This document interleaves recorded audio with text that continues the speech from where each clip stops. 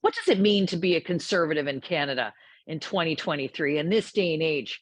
Often being a conservative is not very popular. It's more usually the left wing, the liberals, the NDP, the Greens that seem to attract younger people and more excitement. But is that actually the case? Hello, I'm Adrienne Batra. With me is Jamil Jivani. He is the president of the Canada and Strong and Free Network, who is going to be hosting the largest gathering of conservatives across Canada in the next week in Ottawa. And Jamil, I put that question to you as as your organization is prepared to welcome the largest gathering of conservatives across the country. Is this a debatable point, what it means to be a conservative in Canada today? Yeah, absolutely. I mean, I think you'll find that conservatives like to debate a lot of things, not always easy to get consensus on what it means to be a conservative or even what policies we should pursue on different issues. And that's one of the reasons why we want to bring people together over the course of 3 days to, in many ways, just try to settle that question on different topics like cities or on building houses, improving the economy for middle class families. What exactly should the conservative movement, not just Mhm. conservative political parties, but conservative movement, what should we be thinking about? What are the solutions that we should be prioritizing? I feel like at this point, Adrian, a lot of what it means to be a conservative is counterculture. Elite liberal politics has taken hold in almost every institution in the country. And no matter where you work, no matter where you study, you're faced with a liberal worldview. And what we're Mhm. trying to offer is an alternative. But what is that alternative? That's the exciting thing that I think we need to figure out. So we're not just going against the liberals. We're not just saying we're different than them, but we're also excited to say, and here's what we're going to do for the future of the country. The theme of this year's conference is working for the middle class because we believe the middle class has been abandoned by the current federal government, by the Liberal Party, by the liberal movement across this country. And we want to provide an alternative voice for those middle class families. Ontario Progressive Conservative Premier Doug Ford has done something very unique in Canada, and that is to eat the left's lunch, as it were, when it comes to that very topic. Working class Canadians, you see NDPers, and in some cases liberals, supporting Doug Ford's progressive conservatives because the NDP, for example, is perceived as having abandoned the working class. They are more interested in debating pronouns and how you feel versus how are you going to pay your bills. So I'm wondering, from your view, is there someone, is there a leader we have amongst the federal part of the movement that is emulating that? Do you see Pierre Poilievre trying to use that similar type of language? Because at the end of the day, you and I know that unless there is support from the other sides of the aisle, conservatives, for example, it's very hard for them to win government. Well, I think one of the things that has happened in Ontario is that, frankly, the provincial Liberal Party and the provincial NDP are weak at Mhm. historic levels. I mean, it's a lot easier, I think, to build the coalition that Premier Ford has built when you're facing such weak opposition. Mhm. But when you take a look at the state of the country at large, at the federal level, it's clear that the Trudeau Liberals are a lot more formidable of an opponent than the Ontario Liberals. Certainly, I wouldn't say Jagmeet Singh is any tougher than Andrea Horwath was in terms of somebody to compete with for the working class vote. But it's a very different game federally when you're also trying to keep all these different regions of the country together and to create a cohesive Mhm. movement where Albertans feel represented, Quebecers feel represented, everybody else feels represented. And so what's the challenge before a leader like Pierre Poilievre, I think is very different from what's before Premier Ford. What I think we need to do on a national level is remember some of the roots of things like the Reform Party of Canada, that union that occurred between what was built in Western Canada by Preston Manning, what was built in Eastern Canada with the progressive conservative movement that allowed for someone like Stephen Harper to govern for 10 years, to keep conservatives across the country on the same page, united towards the same goals. That's really where we need to get back to, in my view. So we're kicking off the conference with Stephen Harper and Preston Manning.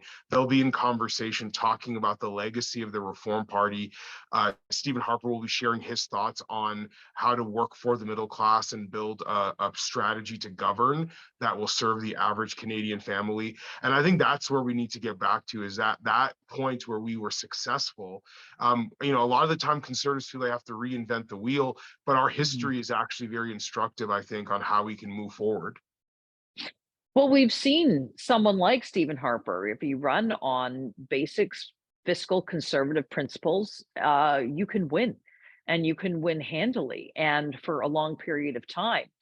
I often find that conservatives get themselves into trouble, like we're seeing right now with a number of the federal conservatives having met with what is perceived as a controversial leader from the European Union, Christine Anderson. They get sucked into these cultural debates when really when what Canadians rely on conservatives for, or trust them more on, is issues of fiscal policy and fiscal management, something that we know that the Liberals gave up on a long time ago. So I'm wondering, from the long roster of speakers coming to the Canada Strong and Free Networks conference, are there going to be discussions about that sort of those sorts of issues? Yeah, I mean, look, I think that it's important that we talk about what's important to Canadians. And so if obviously, given the state of the economy and the direction that the Trudeau Liberals have taken Canada in fiscally, we need to talk about those issues, and we will. I'm very confident that Alberta Premier Danielle Smith, for example, who will be speaking at the conference, is going to want to talk about economics from a provincial standpoint and the division of power and responsibility between provinces and the federal government. We will also have a whole panel discussion from conservatives in Quebec, where I think that's also going to be what they want to talk about, is how do they get to use their power as a province for the betterment of families within their borders and the economic concerns around things like housing that people have. But when it comes to the social and cultural issues, there are things that are very important to Canadians. And I know you know this, Adrienne, because in the pages of the Toronto Sun, these are the things that often our readers want to talk about or hear about, which is things like how the criminal justice system has changed, and the changes to it that have endangered more children, many of whom are from Black communities, Indigenous communities, other minority communities, is being done in the name of those same communities as so-called anti-racism efforts. So when we talk about these sorts of issues and we say, okay, well, we need to manage the economy, but we also need to make sure that kids aren't scared walking home from school, that drive-by shootings and stray bullets might hurt them one day, and parents who are worried about those kinds of problems because bail system is allowing for violent reoffenders to go back on the street. The panel discussion that you're going to be leading with Manhattan Institute's Rehan Salam and American Reformers Aaron Wren, I'm sure is going to touch on topics like that. I know Rehan just wrote something for The Atlantic on how we need to be funding more police because there's an underfunding problem, pushing back on the defunding narrative. So that's the kind of stuff that we're going to draw attention to. We're not interested in being divisive for divisive sake. We're not interested in bringing up controversial issues just to stoke the fires, but we are interested in solving problems that are affecting people. And I think that's what Canadians want from conservatives.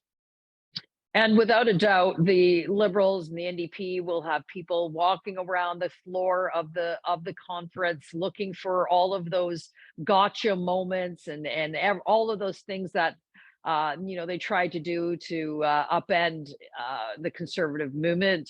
Let's hope things go smoothly and go reasonably well. This is open to everybody, right? This isn't, you don't have to be an MP or a journalist. This is open to everybody, is it not? Where can people find more information? Absolutely, yeah. Anyone is welcome to purchase a ticket. The website is Canada Strong and Free Network. You can also find links to where to buy tickets on my social media at Jamil Jivani on Twitter and Instagram. We are open to everyone. You don't have to work in politics. You don't even have to care that much about politics. We're trying to bring people in who care about issues, who care about problems and want to solve them. And that is the name of the game here. We are not a political party. We are small C conservatives who believe in principles and believe in Canada. And if you believe in Canada and you believe in principles, then we'd love to have you with us in Ottawa. Well, this conference at the Canada Strong and Free Network seems to be setting the table for an inevitable federal election and where the conservative movement is going. Log on to Facebook and Twitter. Let us know what you think and go to thetorontosun.com and hit that subscribe button. And you can find more stories by Jamil and coverage that you will not find anywhere else.